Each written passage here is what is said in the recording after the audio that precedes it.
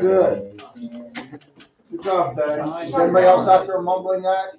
What he just said? No, just Ben. Is that a bad thing to be constantly reminding yourself of what those words are in US history and what they mean, right? We the people. By the people. I knew you were busy. Have a good one. Secure. Okay, why do we do all this other? And it's probably good to start, you know how we start every day with the Pledge of Allegiance at school? We should start every day US history with reciting those excerpts from the Declaration and the Constitution. I know we're not going to, but it wouldn't be a bad idea. Kind of like the same thing I said in civics. Nobody, I don't think, does in the country, even in college, they right? I don't know. But if we're studying civics, why isn't it mandatory required you actually read the Constitution? Why would that be a tough thing? What do you mean for what? Because you're a U.S. citizen. Wait, for what? How? For civics. Oh. It's not that long. Have you ever read a book and read 50 pages in one day? Anybody? Most of you, right? So isn't anything near that? Shouldn't be that big an issue. But you can imagine if that was a sign, the horror. Didn't we read the Constitution? The whole thing? No, we No, we read read it. the- With who? And we look at that. Oh. I think we The went whole through it in eighth thing? grade though. The whole thing. No. Wait, how long is the Constitution? What's that? A good part. You read the whole thing. Yeah, it's in the back of our book, not the whole thing. We read like the amendment. What are you talking That's right. I'm saying the whole thing. No. All right. We did. Back at it, the progressive era. I know I keep repeating myself, but I don't feel like it's penetrating your consciousness there, Derek. Between what you hear about progressives today compared to things of the movement. What it is an attempt at democratization. You learn things that you might not have known before. Like there used to be no secret ballot. It used to be that we would elect state legislators, and they would pick our senators. These three things definitely on the test. What do we have? What power do we, the people, have other than voting for representatives in this republic? Are there things that we can do to influence government? Yes, initiative, referendum, and recall. And then the progressives said another way to increase government efficiency and increase individual participation is to come up with these city commissioners, city managers, where we can get rid of that spoil system, trust busting. And this is a big one right here. Because at the beginning of the progressive movement, the influence of the socialists was very small. You need to know this, I don't think I've mentioned it yet. In 1848, there was a very important, well-distributed document printed, a book printed. It was called the Communist Manifesto. Karl Marx, you may have heard of that name, and you may have heard of this word Marxism. Karl Marx and his friend Friedrich Engels published a book called the Communist Manifesto, and the idea was to get the workers of the world to unite. That phrase might come back to memory from Animal Farm, workers of the world unite. So the idea was that they were going to start a revolution, that these people like Rockefeller and Carnegie and J.P. Morgan and all those tycoons, those rich people, the only way that you're ever going to change it and make it so that everybody's more equal is to have a violent revolution. And that's what they called for. Now, most people are not good with violence, so they never really got traction. But their teachings made it their way into education. So here we are 50 years later. So that's going to have an influence on politics.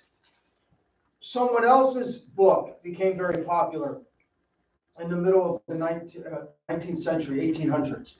And this person's thinking became very influential. Anybody know who that was? Raise your hand, please. Karl Marx and another very influential person's ideas became part of our American psyche, made their way into education. Then, The origin of species. Charles Darwin. So those two things, Jake, are those two men and their ideas. We reject them.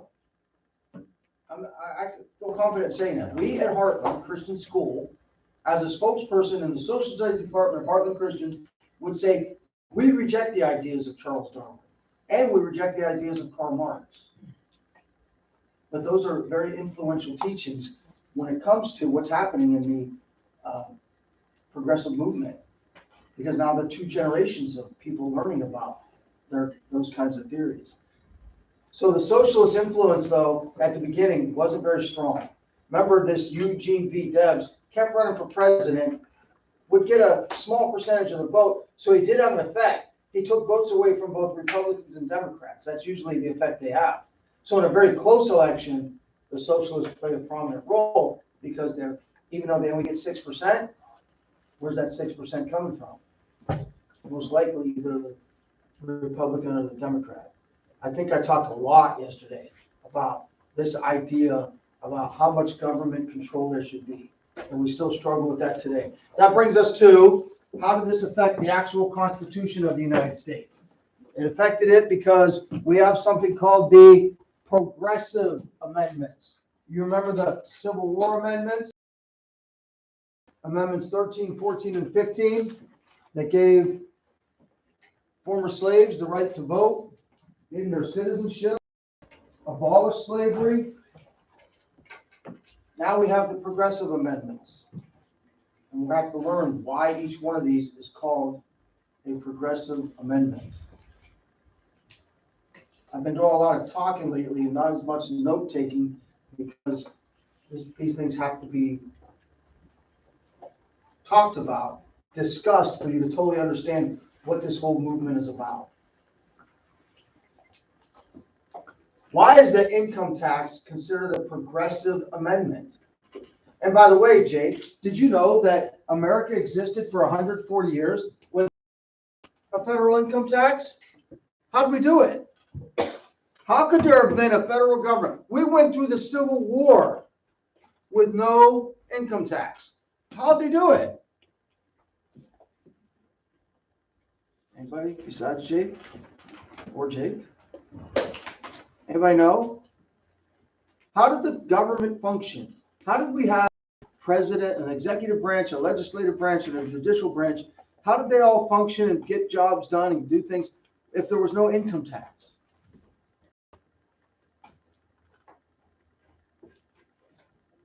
Nobody? Magic? No. You got an idea, David? What other taxes could there be? Think of what you've learned in U.S. history this year. What other taxes could there be? Yeah. Okay, there could be tariffs, right? We learned that the tariffs were taxes on imports, and where'd that money go? It went to the Treasury. So there's one way to make money. It not only helped American businesses, it brought money into the government. What else? There was 2 instances this year that we talked about a certain type of tax that affected. Yep. Alcohol, right? Go back to that whiskey rebellion. So not just alcohol, but other goods. Something you would call sales tax today, right? Unfortunately, we not only have sales tax now, we have income tax. We got local income tax, state income tax, federal income tax. We got county sales tax. You got other taxes for on your utilities, your phones that you're carrying have a tax. The gasoline that you buy has a tax. There's a national federal tax on gas, and then there's a state tax on gas. Those of you that have relatives maybe that live in Pennsylvania or West Virginia, in this area of the country, so half an hour you can get to those 2 states other than Ohio, right? And you might notice that, the gas prices are a little bit different when you go from one state to the other. Implement higher or lower gas taxes. So there's all kinds of taxes. Going back to the founding, remember that you had the Stamp Act, Sugar Act, remember those things? So you tax what people do. You tax the things they use. But the income tax is unavoidable, right? If I don't want to pay the gas tax, guess what I can do? Not buy gasoline, right? Now that's almost impossible, right? But I could cut down on my consumption and not pay as much tax. But if I want to work and live, I got to pay this federal income tax. Is this going to increase money to the federal government? Why do the progressives want to increase money to the federal government? Don't they get taxed too? Do the progressives do they get taxed? If they want to have this income tax, aren't they going to have to pay? Why do they want it then? Who would want income tax? Why is this law being passed now in 1913? Why, after 140 years of existing without income tax, are we suddenly going to invoke an income tax? Come on. It's not even early in the morning anymore. If it was a day off school, Caleb might not be up yet, but you've been up for 4 hours.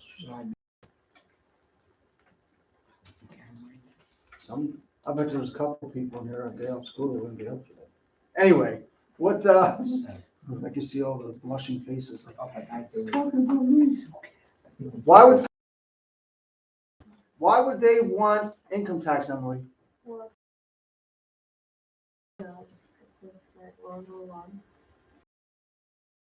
One yet. Yeah. Because they want like a people's government kind of thing. Like they want the people to be things like more fair for the people. And I'm trying. Sorry, this is hard. No, keep going. So right. So the whole progressive movement started with this idea of fairness, right? You got these tycoons out of the Gilded Age making all the money. We want to help take care of the downtrodden, those that don't have, right? So keep going. So how can they make it fair? They can tax like people that have more money are like taxed. They can tax the people that make more money and do what with that money? Use it for. Use it to, starts with H, 4 letters, ends with a P. The poor, right? Right? That's what you meant to say. Yeah. Right? We got there. I mean, the progressives are for the income tax because that's going to allow them to implement all these programs they want to implement. Right? It's all about helping the poor. And here's the thing though. We've been talking about this for like 4 or 5 classes, right? What you constantly thinking about in your mind, rather than me just going through notes, it's important that you as young adults start thinking about these things because some of you in just 2 years are going to be out of school and working full time, right? You're going to be paying this tax.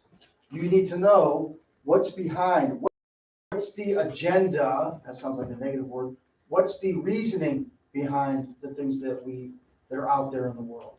And the reasoning is they want to help the poor, right? What if you're a Christian?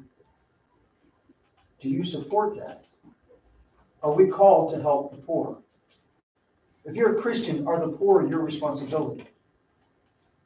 I hope everybody's head's not like this. Because, one of the main missions of your church is to help, there's the commandment to help the widow and the orphans. We're commanded in your heart, if you have the heart of Christ, your heart is to help the poor, right? How do we go about it? How did we help the poor before there was a federal income tax? People didn't just sit by and watch all the poor people die. They did not sit by. Americans were not allowing their neighbors to die of starvation before the income tax. How did we help the poor before the income tax?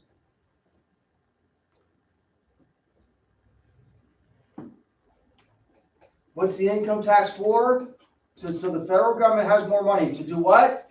To help the people who don't have. To implement programs to make life more quote-unquote fair.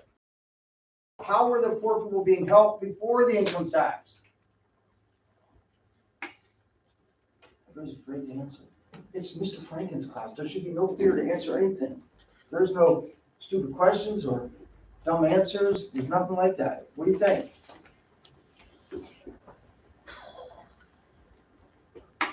Individual people, Christians help people. The church helps people, right? I mean, the church still does. But how much, what percentage of help that goes to poor people comes from the church compared to the government? It's not very high. Where before, it was very high. Before, it was, hey, I'm a Christian. If I have the wherewithal and I see someone in need, I'm compelled to help them. Build a society today where we abdicate, that's a big word. If a king abdicates his throne, he just leaves. We take our responsibility and we say, oh, I'm not saying everybody does this, but some people do. Their Christian heart says, I'm going to vote for higher taxes on the rich. I'm going to elect people that say that they'll redistribute the money to the people that have less because I care, because I'm a Christian. Okay, well, how much are you doing personally? Is this the government's job to take care of the poor, or is it your job and my job? You see what I'm saying? So the progressive thinking, where you can look at and go and say, oh, that's very compassionate. You want to implement programs to help the poor. You want to vote for people that say they're going to do that. And then what? Well, what are you going to do then? Is that your responsibility now? You've taken care of your responsibility as a good Christian because you voted to help the poor, and then you can just go about your life? Just questions to think about. Who gets the glory then? God or government? And what happens, what the last notes you took said, becomes a monopoly. Well, what if the government becomes people's provider? And what if the government's run by the godless? Because with Karl Marx and Charles Darwin, the influence of atheism and godlessness in the country also is going to start to rise. What if the government is godless? Is that okay? And what if everything isn't about just economics? Money. What if that same godless culture that's taken the money from one group and redistributed it to the other is also doing it and giving the money from, taking it from Christian people and doing it to things that aren't very Christian at all? What if the government funds women being able to kill babies in their mother's womb? Because that's progressive. Because that's fair. Because that's right in their eyes. See, God thinks you're the future leaders. So it's for the government programs. So sorry, should have put that up there while I was talking. The money's for government programs because they want to help the poor. That sounds nice, right? It's a graduated scale. Do you understand what that means? A graduated or progressive scale. Those words are interchangeable. So if you put progressive in the margin, that would be good. Because if most people actually use the word progressive. The income tax in America is progressive. What's that mean? It's the opposite of this. Wrote this up there second period. Our income tax is a progressive tax, not a flat tax. What's the difference? It's up there already. What's the difference? I just need to hear someone else talk except my own voice. Believe it or not, I actually don't like to hear my own voice. What's the difference between a progressive tax and a flat tax? Case. Progressive tax is like based on. It's okay if you just say that. Go ahead. What it bases it on your income, and then flat tax is like the same. Right.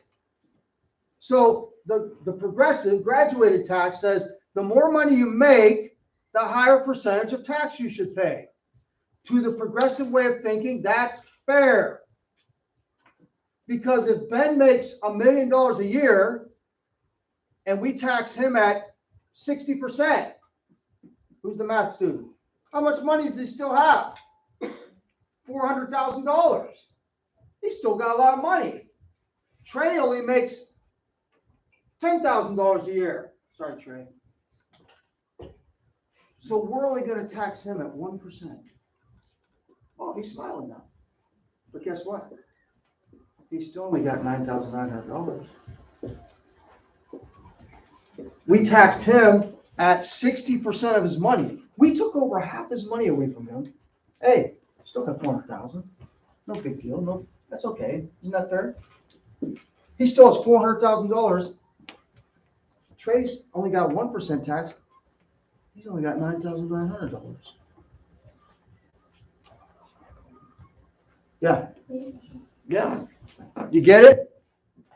The progressive taxation means the more money you make, the more money you pay. And the thinking is, even though that's a large chunk of money that he's got to pay in taxes, he still has a lot left. That's fair. Is it? Would this be fair? Ben has to pay $100,000. Trey has to pay $1,000. Uh-oh. Trey only has $10,000 and he has to pay 1,000 of it to the government. Now he's only got 9,000 left. Ben still has 900,000 left, even though he paid way more tax. Which do you favor? Flat tax or the progressive tax? What's that, Noel? I said that Ben should pay more money. So Ben, on his own volition, Yeah. he's not. should, because if Sounds Trey was in viable, need, guys. if Trey was in need, would Ben help him? You know what the progressive said? Well, listen, the whole progressive movement gained traction because they were like, well, we can't depend on that. Right? What was Rockefeller doing? What were the rich doing? They kept enriching themselves. Can we as a society afford to rely on the good grace of Ben to, if he sees a neighbor in need, to help him? Some people are just greedy, right? So the progressives would say, no, at a higher percentage, therefore he's forced to contribute to the overall cause. Anybody against it? Please speak up if you're against it. Are you against Ben having to pay $600,000 in taxes? There's no one that's against that? Jake, I'm against it. why? It's not fair. Why is it not fair? Everyone works for their own money, so everyone pays on taxes, or percentage-wise. So Ben shouldn't get penalized for Right. working harder. And what happens if we start penalizing the people that achieve? What happens if we start penalizing them too much? Right? What if we, matter of fact, this has happened in history. What if we tax Ben at 90%? What would Ben's motivation or ambition be compared to what it is now if he's only paying 10%? If Ben only had to pay 10% to the government, would he be motivated more or less to work harder to make more money as opposed to being taxed 60%? Which would motivate him more to work harder and achieve more? Only paying the 10%, right? And here's the opposite side of the coin from the progressive thinking. If Ben is a free agent and he's living in America, the land of the free, and he's got that individual liberty to keep striving and keep achieving and keep making more money, the hope is, A, that if he has a neighbor in need, he's going to help him. And B, he's going to, with his wealth, he is, even if he doesn't intend to benefit other people, he's going to. Because he's going to spend more money, which means more people are going to have jobs. If he owns a business, he's going to hire more people because his business is expanding. He's going to buy things for his business, which gives people jobs, right? Listen, I know you're like, hey, can we just take, no, I hope you're not like that. Like, isn't history just taking notes and memorizing? Hopefully you're engaged, your mind's engaged, and you're thinking about these things because, again, you're adults pretty soon. You're the ones making these decisions. What is fair? And we want to look at both sides of the coin. This flat tax hasn't really been talked about for about 20 years. About 20 years ago, One of the Forbeses was running for president, and he didn't get much support, but he was trying to push this as his big thing. And every once in a while, it's kind of like the Marxist thing, that goes every generation, right? Someone tries to do socialism. Well, every generation it seems that someone says, hey, it'd be a better idea if we just had a flat tax. Because he's got to pay $100,000 and he's only got to pay $100,000. That's very, he's paying $100,000 compared to his $100,000. He's paying way more than him. That's, to them, that's fair. Also, if you have a progressive tax, what will Ben be motivated to do?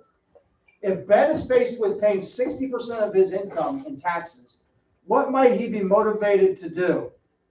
To take advantage of every loophole, to take advantage of everything he can do to make sure his taxes get lower, right? So he ends up not paying, every deduction, every loophole he can find. He'll go with his tax accountant and all that, and they'll make sure that he does everything he can to make sure he pays less taxes. Who voluntarily pays more taxes? This is another argument in American politics. Like, one side says raise taxes, the other side says no. So one side will say to them, well, you know what? If you want to, go ahead and pay more taxes. Just because if you pay taxes, let's say you're one of these congressmen that's a millionaire. If you're so for paying higher taxes, then just go ahead and do it. You can pay more if you want. Who does that? No one, right? So when they keep making a big deal about Trump's tax returns because he's a billionaire, they want to make sure Trump's paying his taxes. Well, Trump came out and said it, which dishonesty gets him in trouble a lot. He said, of course I do everything I can to pay less taxes. You'd be kind of stupid not to, right? Now, it was rare for a politician to come out and say that. Well, he's not a politician, but it's rare for an office holder to come out and say, of course, you'd be stupid not to pay at least amount. Who doesn't do that? So, anyway, we're going to get moving. Graduated scale of progressive, the more you make, the more you're taxed. That's the 16th Amendment. We lasted 140 years without income tax. Then we got the 17th Amendment. This one isn't as interesting, I guess, because it's not talking about your money. But the 17th Amendment made it so that when I go to vote, I get to vote for the Senator of Ohio. Believe it or not, the first 140 years of our country, when Jonathan's parents went to vote, they didn't get to vote for the Senator of Ohio. When for the state representatives, those people went to Columbus and they picked our senators. Remember, the progressive movement is about democratization, making it so people have more say. So now we get to choose our senators. So for instance, in Ohio right now, the Republicans have a pretty good majority in the state legislature, but guess what? We have a Democratic senator. We have one of each. We have a Republican and a Democrat. Even though the Republicans have a solid majority. If it was in the old days, we'd have 2 Republican senators. You see what I'm saying? See the big change? Everybody nod their head, at least you see the big change. In the old days, there would be no way Ohio would have a Democrat and Republican senator. They would have 2 Republicans because the Republicans have a solid majority in the state house. But since this direct election, we've got one of each. If you look around the country at the state legislatures and governorships, Republicans are leading in that area. The rules before the 17th Amendment, a pretty good majority in the Senate. Does this all make sense? So it ended senators chosen by state legislatures.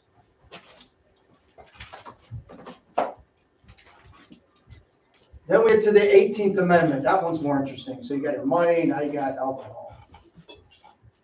Unfortunately, alcohol makes things more interesting most of the time in a very, very negative way. Unfortunately, I hear, even among Christian young people, like one of the things you hear about when they're trying to, oh, then I'll be allowed to drink. Let me tell you something.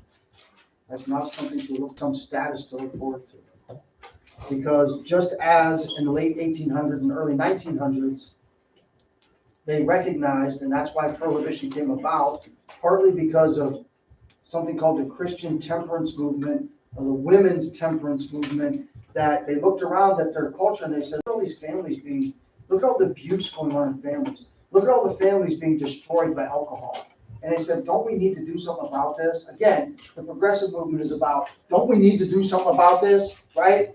Before that, it was like, hey, America, we're all live free if we want to. Progressive movement where the mindset changed to, we need to do something. We need to do something about income inequality. We need to do something about our families are breaking up. The alcohol. If we just get rid of alcohol, what an improvement it would make in all of our culture. Why? What's the foundation of every society, every civilization? What's the foundation of it? The family. And if families are being broken up, and when you look at the evidence, you're like, yep, alcohol involved. I can attest. My cousins, that cousin, those cousins, I'm not kidding. Every single one, no, there was one. No, two. But I had 12 cousins. I think only 2 of the families stayed in town. And I can tell you that every single family, whether alcohol was the main contributor to the dysfunction, I don't know, but alcohol was present in all. And some, not just breaking up the family. I had an aunt that literally killed herself. Not in one shot, no pun intended. But goes in the hospital, really sick, comes out, praying, finally she's gonna stop drinking. Nope. Not something to look forward to. And 100 years ago, they were like, we gotta put an end to this. It's destroying the family.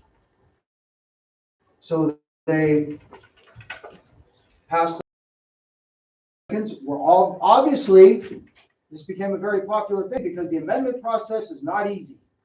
The founders did not make it easy to have an amendment. You had to have 2/3 of the states support it, and then when it went to a vote, you had to have 3/4 of the states accept it.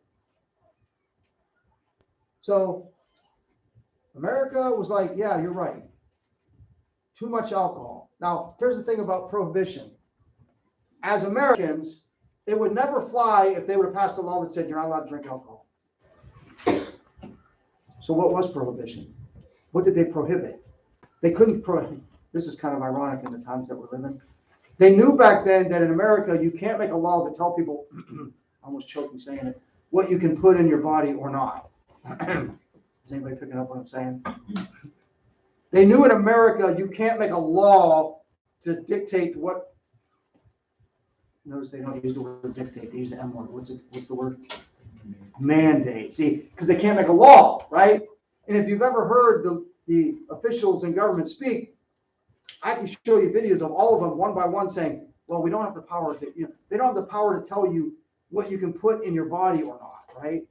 So that's why you're like, well, what? Why are they always talking about mandate? Why don't they just make a law? Because they can't. It's America. You can't do that. People would never stand for it.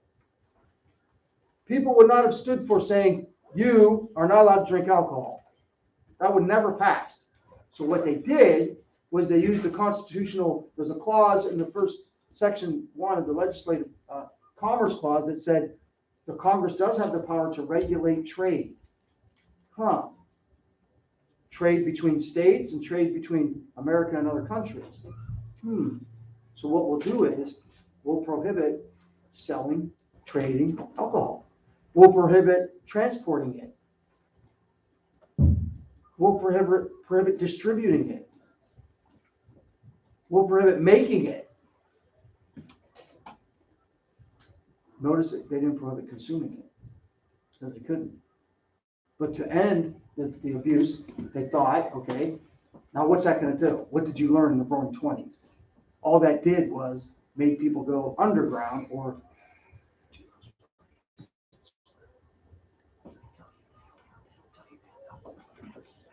what are they called? Nobody remembers what they were called. Speakeasies. They everything went underground in the black market. And then it led to a lot of violence. And that's why you probably know that they ended up repealing it. With all their good intentions, to get rid of alcohol abuse, they ended up maybe causing more abuse and more violence because you can't, well, I guess what we thought we learned, was you can't really dictate what people consume or not. Whether eating, drinking, injecting, whatever. Pick it up and I'm laying down, Ann. Oh, I want to highlight this guy. Remember learning about him? Come on, please tell me you remember Billy Sunday. Baseball players, please tell me you remember who Billy Sunday was. Oh.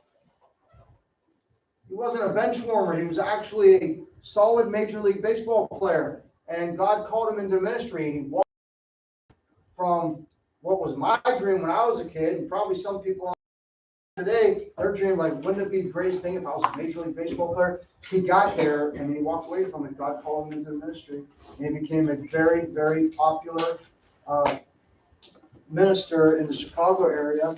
And since he was pushing for prohibition, that got a lot more people on board.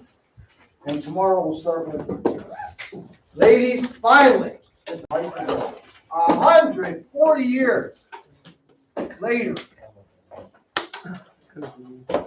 women get the right to vote. 50 years after the black man got the right to vote, finally women get the right to vote. Crazy. I drove in a car, but she just got knocked out, whatever. And she usually on her birthday, she's sitting on this bridge, like we're right on. I really Right in the sky, there's also. He's on a run, and he's like running faster. Basically, it's about him trying to cheer her up, even though, like, make her look stupid.